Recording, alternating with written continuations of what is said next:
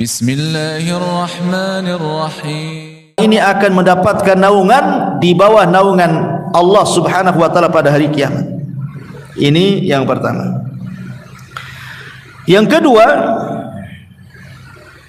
dia akan dilepaskan dari kesulitan-kesulitan hari kiamat. Kesulitan hari kiamat itu banyak. Bukan hanya matahari di atas kepala saja kan, berdiri, keringatan gitu. Bukan hanya panas gitu, keringatan, berdesak-desakan dan macam-macam. Was-was ya. Maka orang-orang yang seperti ini berdasarkan hadis juga yang kita baca tadi, maka Allah Subhanahu wa taala an yunjiyahullahu min kurabi yaumal qiyamah, maka dia akan diselamatkan dari kesulitan-kesulitan pada hari kiamat. Kemudian yang ketiga, Allah Subhanahu wa taala terkadang akan melepaskan dosa-dosanya sebagaimana dia melepaskan hutang orang. Jadi pada hari kiamat ada orang yang dipanggil oleh Allah Subhanahu wa taala. Orang yang dipanggil oleh Allah. Kemudian ditanya, "Halaka hasanah?" Atau "A'amilta minal khairi syai'an?" Apakah kamu punya amalan kebaikan walaupun kecil, walaupun sedikit? Orang ini mengatakan, "Aku tidak ingat." Aku tidak ingat, maksudnya karena dia tidak banyak beramal. Tidak bisa menyebutkan. Kalau dia banyak amalannya kan tinggal disebutkan saja. Tapi karena dia tidak banyak amalannya, dia mengatakan aku tidak ingat, kecuali katanya aku pernah menghutangi seseorang, kemudian dia tidak sanggup bayar, maka aku ikhlaskan semuanya, ya, aku lepaskan semuanya, hanya itu yang aku ingat ya Allah. Maka Allah Subhanahu wa taala mengatakan, sebagaimana engkau telah melepaskan orang-orang yang terlilit hutang dari dirimu, maka Allah lebih berhak melepaskan dirimu dari api neraka, masuk ke dalam surga. Ya. Bagaimana orang-orang yang seperti ini ya, kalau ikhlas maksudnya kan, karena urusan harta ini kan memang sulit kan, apalagi tabiat manusia itu wa yuhibbunal mala hubban jam. Jangankan bicara jutaan, ratusan ribu saja kadang-kadang dikejar-kejar tuh orang yang punya. Kapan bayar? Kapan bayar katanya. Ya. Iyalah Ustaz, kita pun makan susah gitu ya. Dia dulu minta-minta, kasihanlah dia, akhirnya kita kasih. Sekarang saya yang minta, dia tak kasihan pula sama saya katanya. Ya sebenarnya hak kita menuntut hutang gak ada masalah kan itu. Hak kita tidak apa-apa. Tapi kalau seandainya kita ingin mendapatkan pahala, mendapatkan naungan, ya seperti ini caranya kan itu. Karena paling cepat mendapatkan pahala dengan cara memberikan tangguhan atau memangkasnya atau mengikhlaskan semuanya. Baik. Ini juga diantara faedah dari hadis ini juga.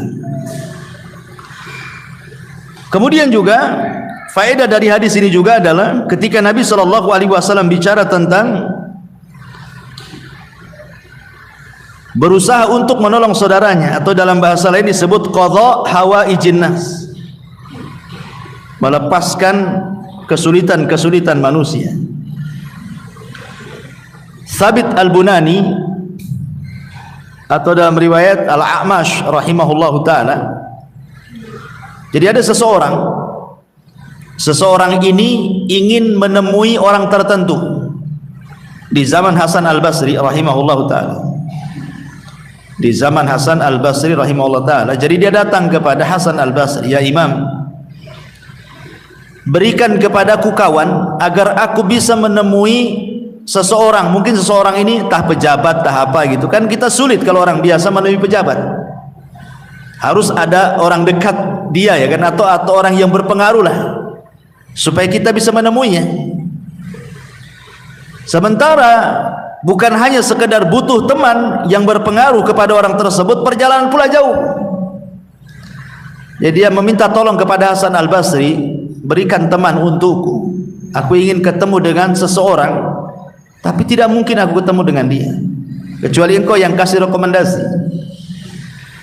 Akhirnya kemudian Hasan al-Basri mengatakan, kalau begitu datanglah kepada A'mash. Lah A'mash ini seorang ulama besar, sementara ketika itu dia sedang i'tikaf. Kata Hasan al-Basri, kasih tahu aku yang nyuruh, minta dia mengawani engkau datang kepada orang tersebut, karena A'mash ini juga disegani oleh orang itu. Kemudian orang ini datang kepada A'mash dan mengatakan, ya A'mash, kata Hasan al-Basri, engkau disuruh menemani aku menjumpai fulan, dan itu jaraknya cukup jauh. Kata A'mash mengatakan, tidak bisa, aku sedang i'tikaf. Bilang sama Hasan al-Basri, cari orang lain, saya sedang i'tikaf. Akhirnya orang ini datang kepada Hasan al-Basri. Apa kata Hasan al-Basri? Bilang sama A'mash, seandainya dia membantu saudaranya, mengantarkan saudaranya kepada orang tertentu tadi, itu lebih baik bagi dia daripada haji kemudian haji kemudian haji. Bukan cerita i'tikaf, cerita haji lagi. Kalau seandainya dia haji berkali-kali, itu lebih baik dia mengantarkan orang ini kepada orang tersebut, karena anda sudah menolongnya. Dari sini juga ada kaidah kalau pemahaman kita dari perkataan Hasan al-Basri itu, pertama yang saya katakan di awal bahwa ibadah yang sifatnya manfaat kepada orang lain jauh lebih baik di hadapan Allah dibandingkan ibadah yang manfaatnya kembali kepada kita, kan? I'tikaf kan kembali kepada kita. Haji juga sama.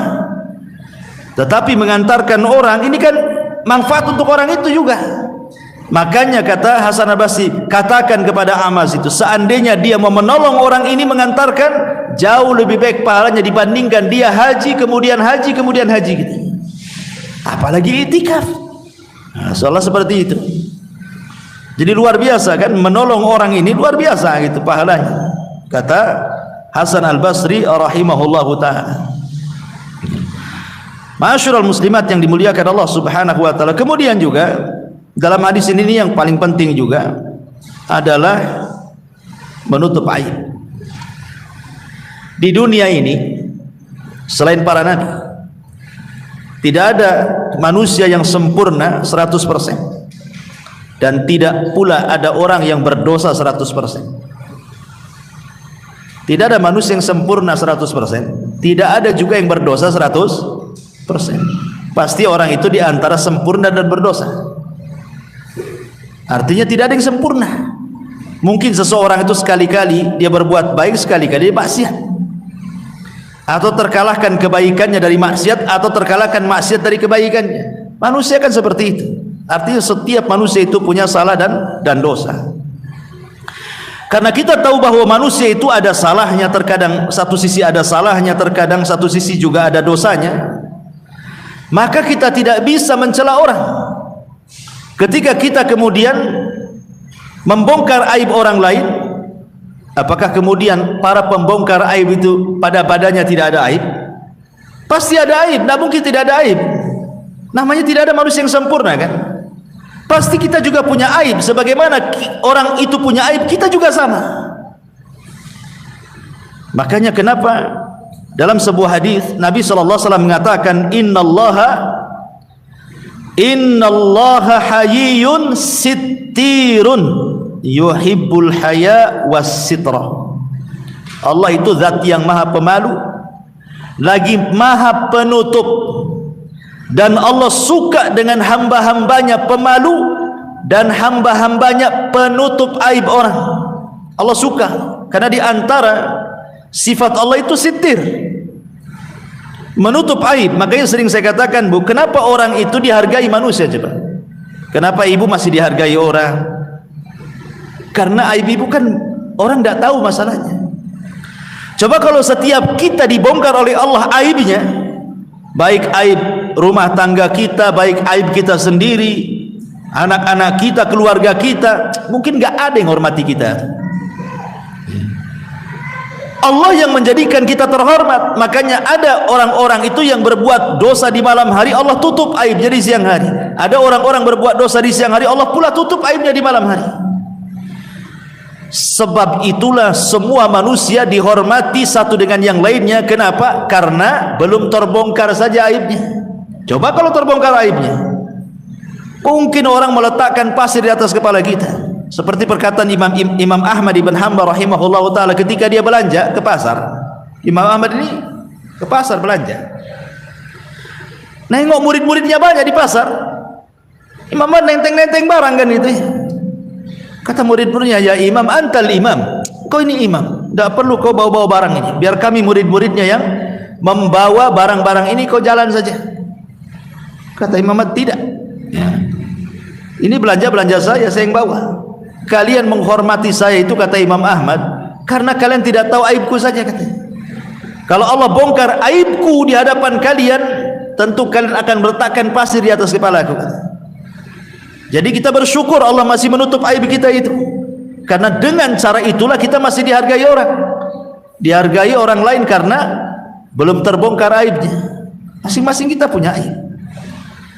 Di zaman Nabi SAW ada seorang budak namanya Ma'iz.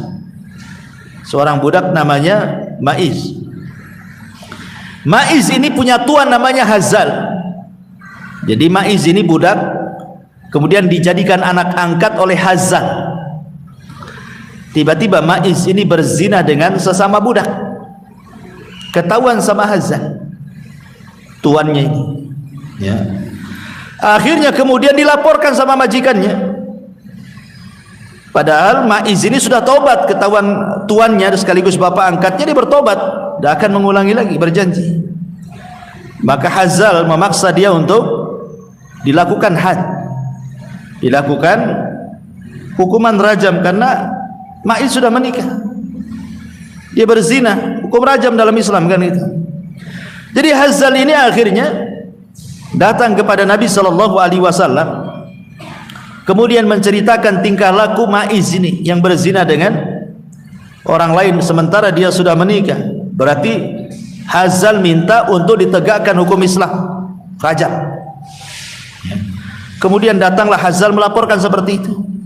Akhirnya orang-orang tahu, yang tadinya tidak tahu orang jadi tahu.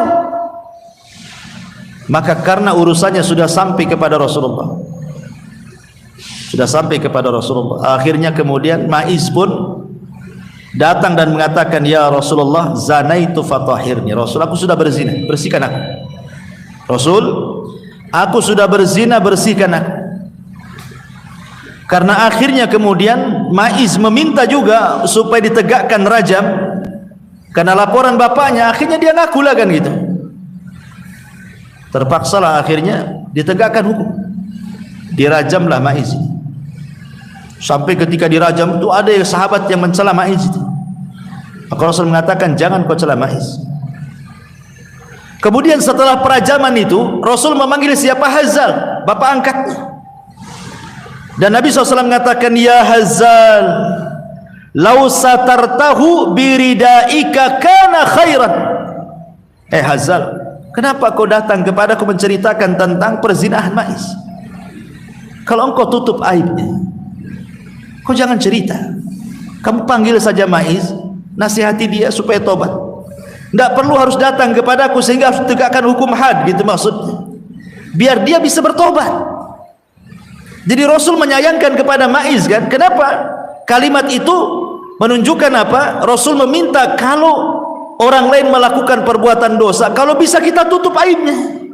Ya. Makanya Rasul mengatakan, "Ya Hazal, lau satartahu biridaika kana khairan." Hei Hazal, kalau kau tutup dengan kainmu itu, maksudnya jangan kau ceritakan. Cukup engkau dengan Ma'iz yang tahu, kau nasihati dia supaya tobat, selesai. Enggak harus dia dirajam gitu maksudnya. Itu lebih baik kata Rasulullah. Dibayangkan? Ya, lihat.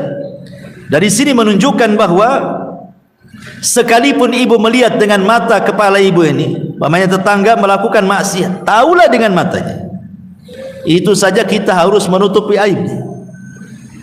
Seandainya kita melihat, apalagi tidak melihat, kemudian dengar si fulan melakukan begini begitu, tiba-tiba ibu bercerita, ibu namanya tajasus namanya, tidak boleh, haram. Melihat saja kita harus tutup aibnya, apalagi mencari-cari aib orang. Ya, ngintip-ngintip di jendela, ngapain orang itu? Jangan-jangan itu ngapain ngintip-ngintip kesalahan orang? Ya, itu tajasus, itu naik lagi dosanya. Ya. Jadi dari sini juga Nabi mengajarkan kepada kita untuk berusaha menutup aib orang lain. Makanya Abu Bakar Siddiq radhiyallahu an, dia mengomentari tentang kisah ini, laulam ajid lis-sariki waz-zani wasyaribil khamri illa thawbi la ahbabtu an asturahu alaihi. Kata Abu Bakar Siddiq radhiyallahu anhu, kalaulah aku tidak mendapatkan bagi pencuri, bagi pezina, bagi peminum khamar kecuali pakaianku ini yang bisa menutup aibnya, akan kulakukan. Sampai seperti itu Abu Bakar Siddiq radhiyallahu anhu. Makanya Isa bin Maryam ketika ada orang melihat mencuri, jelas-jelas loh di mata dia ada orang pencuri, nampaklah dia mengambil barang itu, dikejar sama Isa. Kemudian kata Isa, tadi kamu mencuri? Maka orang pencuri mengatakan, wallahi aku tidak mencuri. Kata Isa bin Maryam, oh sodaqta wa kadzaba aini, kau benar, mataku yang salah, supaya menutup aibnya gitu ya. Jadi coba kalau ibu kata, oh iya ya, saya nggak melihat, mungkin saya yang kelilip mata, supaya kita tidak bercerita lah sama orang. Ini juga salah satu pentingnya seseorang itu menutup aib saudaranya. Itu diantara faedah daripada hadis ini. Kemudian juga faedah tentang pentingnya ilmu. Di ujung hadis Rasul mengatakan, tidaklah seseorang itu berjalan menuju tempat belajar, mempelajari agama, kecuali Allah mudahkan jalan menuju masuk surga. Alhamdulillah Bu, Allah mudahkan ilmu kepada kita kan. Ibu tidak harus jalan seperti para ulama dulu lah. Berjalan itu bisa berbulan-bulan, bertahun-tahun hanya untuk belajar. Bahkan dikisahkan itu ada seorang suami meninggalkan istrinya sedang hamil, hanya ingin belajar. Kemudian belajar lama tidak pulang-pulang, sampai anaknya lahir, sampai anaknya remaja, sampai anaknya dewasa. Berapa puluh tahun dia belajar. Kemudian setelah mendapatkan ilmu yang cukup, dia ingin berdakwah ke kampungnya, pulang dia. Ketika hendak menemui istrinya, ya anaknya kan tidak kenal siapa dia, pada itu bapaknya. Dia ambilnya pedang, mau dibunuh itu bapaknya. Dikiranya dia hendak melakukan sesuatu kepada ibunya, karena anaknya udah besar. Zaman dulu kan sulit, kalau zaman sekarang ya bisalah video call kan, nampaklah wajah bapaknya kan. Zaman dulu mana tahu, apalagi jangan lagi cerita call-callan kan, ngirim surat saja tidak jelas kemana alamatnya, kadang sampai kadang tidak. Ketika datang anaknya sudah dewasa, anaknya marah gitu, kamu apa masuk katanya. Kata ini saya, ini rumah saya. Hampir berkelahi itu. Ketika kemudian istrinya keluar dan mengatakan, nah itu ayah. Itu zaman dulu loh, belajar sampai seperti itu. Kalau sekarang Bu ya, kalau suami pergi sampai berpuluh-puluh tahun udah kawin lagi itu di sana paling, ya kan? Atau ibu yang kawin di sini kan. Tahu-tahu suaminya datang udah cerai, udah suami baru, kan ada ceritanya. Ustadz, saya dulu punya suami merantau Kalimantan. Lama 20 tahun dia tak balik-balik. Saya kira dia mati dia. Lewat 10 tahun lebih, akhirnya saya gugat cerai ke pengadilan. Karena saya sudah tidak bisa lagi hubungi dia. Mau pakai apa lagi? Mau nyurati kemana alamatnya? Ya sudahlah, dianggap mati katanya. Sudah nikah, datang pula suaminya. Ya. Jadi, tapi kan ini ijtihadnya orang dulu. Ya tentu kalau zaman sekarang melakukan yang seperti ini kan mustahil juga. Tapi kan menurut kita akan himmahnya orang dulu. Himmahnya orang dulu itu kalau belajar itu safarnya jauh-jauh. Bahkan bukan hanya ibarat kita lah, umpamanya saya belajar ke Yaman, itu duduk, dapatlah istifadah dari masa itu berbagai bidang ilmu. Zaman dulu itu kadang-kadang ilmunya itu bukan sebanyak yang kita bayangkan. Kadang-kadang hanya memastikan sebuah hadis saja itu mereka harus berjalan tuh. Seperti yang dilakukan siapa? Abi Ayyub Al-Ansari. Abi Ayyub Al-Ansari. Abi Ayyub Al-Ansari ini mendengar sebuah hadis. Hadis yang kita baca, man satara musliman satarahullahu yaumal qiyamah. Siapa yang menutupi aib seorang muslim di dunia, maka Allah akan tutup aibnya di akhirat. Masalahnya Abi Ayyub Al-Ansari ini Dia tidak mendengar langsung dari Nabi, tapi dia mendengar dari orang yang mendengar dari Nabi. Lah orang yang mendengar dari Nabi itu tinggalnya di Mesir, dia di Madinah, namanya Uqbah ibn Amir. Terpaksa Abi Ayyub ini menyiapkan perbekalannya, untanya dan banyak perbekalannya, berjalan dia dari Madinah ke Mesir, hanya untuk memastikan betul enggak kau mendengar ini dari Nabi. Hanya itu saja. Setelah ke Mesir berjumpa dengan Uqbah ibn Amir, wahai Uqbah, betul kau mendengar hadis man satara musliman satarallahu yaumal qiyamah dari Nabi? Kata Uqbah, ya aku mendengarnya. Dah pulang lagi. Perjalanan dari Madinah ke Mesir ini bukan tidak berongkos kan, itu di zaman itu harus beli untanya, perbekalannya, kan jauh itu perjalanan, bisa berbulan-bulan sampai di Mesir kan, habis berapa duit itu.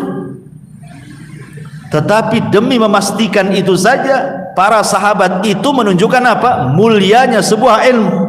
Dan ini juga sama dengan yang dilakukan Jabir bin Abdullah radhiyallahu an ketika dia mendengar hadis Nabi sallallahu alaihi wasallam, yuhsyarun nas yaumal qiyamah khufatan uratan ghurlan. Nanti pada hari kiamat manusia dikumpulkan telanjang, tidak pakai sandal, kembali tidak dikhitan. Jabir ini tidak mendengar langsung dari Nabi, tapi dari orang yang mendengar langsung dari Nabi. Orangnya ada di Syam, namanya Abdullah ibn Unais radhiyallahu anhu. Ketika dia mendengar Abdullah ibn Unais masih hidup di Syam, dia persiapkan unta terbaiknya, perbekalannya, berjalanlah dia dari Madinah ke Syam, hanya ingin berjumpa dengan Abdullah ibn Unais. Sudah berjumpa dengan Abdullah ibn Unais, hanya mengatakan, wahai Abdullah ibn Unais, betul kau mendengar dari Nabi bahwa nanti pada hari kiamat manusia akan dikumpulkan telanjang, tidak dikhitan, kemudian tidak beralaskan sandal? Kata Abdullah ibn Unais, iya katanya. Ya sudah, balik lagi. Hanya itu saja coba orang dulu kan. Tapi lihat himmahnya menuntut ilmu itu luar biasa. Karena bagi mereka sanad ulu itu lebih baik daripada sanad nazil. Artinya yang dekat dengan Nabi itu lebih baik dibandingkan yang jauh dari Nabi. Ketika dia mendengar hadis itu kan, Jabir itu dari orang ketiga masalahnya di kota Madinah. Sementara Abdullah ibn Unais itu orang kedua setelah Nabi kan. Jadi semakin dekat dengan Nabi itu disebut sanad ulu, itu lebih afdal bagi orang-orang dulu dibandingkan jauh dari Nabi. Ibaratnya ibu langsung belajar ke saya lebih baik dibandingkan belajar ke murid saya, gitu maksudnya. Itu namanya sanad ulu ya. Tapi ini menunjukkan apa? Himmahnya menuntut ilmu zaman dulu kan, seperti itu.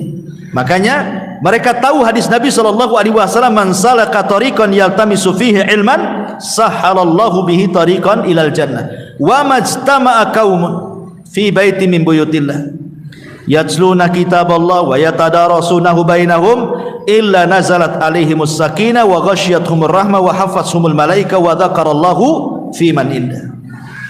Kemudian Nabi setelah menjelaskan keutamaan berjalan, ibu dari rumah ke masjid ini, itu keutamaan berjalannya namanya ya. Nah sekarang keutamaan di majelisnya. Nah, jadi Rasul lengkap. Yang tadi keutamaan ibu jalan dari rumah ke Nurul Hidayah ini. Kalau orang berjalan dari rumah ke tempat majelis ilmu, berarti Allah sedang memudahkan jalan ibu ke surga, gitu maksudnya. Nah sekarang keutamaan kalau sudah sampai di majlis, kemudian ibu berkumpul, didengarkan ayat-ayat Al-Quran, hadis-hadis Nabi, dijabarkannya, dijelaskannya, maka Rasul mengatakan akan diberikan 4 keistimewaan. Pertama, Allah turunkan ketenangan. Sakinah itu artinya ketenangan, karena majlis itu sama dengan sedang berzikir. Dan Allah mengatakan ala bi dzikrillahi tatmainnul qulub. Ingat, dengan berzikir kepada Allah hati tenang. Ibu kalau sering bermajlis kan otomatis pengetahuan makin banyak. Yang tadinya tidak tahu ini halal jadi tahu ini halal. Yang tadinya tidak tahu itu haram jadi tahu itu haram. Yang tadinya tidak tahu ini syirik jadi tahu itu syirik. Ini tauhid jadi tahu ini tauhid. Ini sunnah, ini yang menentang sunnah. Akhirnya kan jadi tahu, Bu. Sehingga ibu ini tenang hidupnya. Ah ini enggak boleh ini haram, enggak boleh. Tenang. Ah ini boleh ini dimakan, halal. Tenang. Tenang jadinya kan, Bu. Tapi orang jahil bingung nih, ini halal ke haram? Gimana saya? Takut syubhat. Akhirnya bingung sendiri dia. Terpaksalah tanya-tanya orang akhirnya kan. Tapi kalau orang sudah sering hadir di majelis taklim, lama-lama Bu, Allah berikan kecerdasan, karena orang yang melangkahkan kaki dari rumah ke sini itu hakikatnya ibu mencari kebaikan kan. Dan Rasul mengatakan, man yuridillahu khairan yufaqihu fiddin. Pasti Allah akan cerdaskan, lama-lama cerdas Bu. Tidak mungkin ibu lama-lama di majelis ilmu kok nggak tambah-tambah ilmunya, pasti bertambah tuh. Lah dengan bertambahnya pengetahuan, tenanglah hidup kita berjalan, tahu yang mana yang boleh dan yang tidak. Tidak main langgar, tidak main tabrak saja kan. Yang kedua, wa ghasyiyatuhumur rahmah. Allah akan liputi ibu dengan rahmat kasih sayangnya. Seandainya ibu dari rumah ke sini tiba-tiba ya qadarullah lah, adalah kecelakaan, kemudian Allah takdirkan meninggal, maka ibu dianggap mati syahid. Dianggap mati syahid. Kenapa? Karena ibu sudah diliputi rahmat masalahnya. Perjalanannya itu sudah diliputi rahmat, apalagi sampai di majelis ilmu gitu ya. Maka mulai dari pulang sampai pergi ibu diliputi rahmat. Kemudian wa haffathumul malaika. Malaikat akan datang dari mana-mana mengepung kita. Apa fungsinya malaikat mengepung majelis taklim itu dan mengepak-ngepakkan sayapnya? Mereka mendoakan kita yang ada di majelis itu supaya dosa-dosanya diampuni. Jadi malaikat itu akan menyebut satu persatu, ya Allah ampuni dosanya si Anu, Ummu Anu, Ukhti Anu, disebutkan. Dan malaikat itu mustajab doanya. Mereka kan hamba yang tidak pernah bermaksiat. Kalau sudah berdoa ya mustajab doanya malaikat. Makanya beruntung orang-orang yang hadir majelis taklim, karena dilingkupi oleh para malaikat di situ yang mendoakan kebaikan dan ampunan kita kepada Allah Subhanahu wa taala. Dan lebih daripada itu, yang keempat, kita menjadi selebritis langit. Ibu akan dikenal di makhluk yang ada di langit. Kenapa? Karena Allah yang menyebutkan nama ibu satu-satu di langit sana, dikenal oleh para malaikat. Kan enak Bu jadi selebriti langit. Nggak apa-apa Bu nggak jadi selebriti bumi, nggak apa-apa. Tetapi ibu di langit juga terkenal, dikenal oleh para malaikat karena Allah sebut. Bayangkan Allah yang sebut satu namanya. Oh ibu Anu, nanti malaikat memuji dia. Terus nama-nama kita disebut di langit oleh para malaikat. Dan yang menyebut adalah Allah. Wa dzakarallah. Allah akan menyebut-nyebut kita satu persatu namanya. Fiman indah, di hadapan makhluk yang ada di sampingnya, para malaikat yang ada di atas sana. Wah, luar biasa ibu ya. Orang yang duduk di majelis taklim. Makanya kata Nabi SAW, kalau ibu sudah datang bermajelis taklim, kemudian selesai majelis, baca kafaratul majelis, kemudian ibu pulang, kata Nabi SAW, kumu maghfuran lakum. Berdirilah, pulanglah kalian, Allah sudah ampuni dosa-dosa kalian, dan Allah telah ganti keburukan kalian dengan kebaikan. Kumu maghfuran lakum qad buddilat sayyiatikumul hasanat, kata Rasul. Jadi seolah-olah ibu datang bawa dosa gitu ya, kemudian pulang tinggal dosa. Nah, begitulah majelis taklim itu. Makanya orang-orang yang malas istighfar sementara maksiat hari-hari, datang aja ke majelis taklim, duduk, itu sudah menggugurkan dosa. Karena Rasul yang mengatakan kumu maghfuran lakum. Kemudian yang terakhir faedah dari hadis ini adalah waman batta'a bihi amaluhu lam yusri bihi nasabuhu. Maka barang siapa yang lambat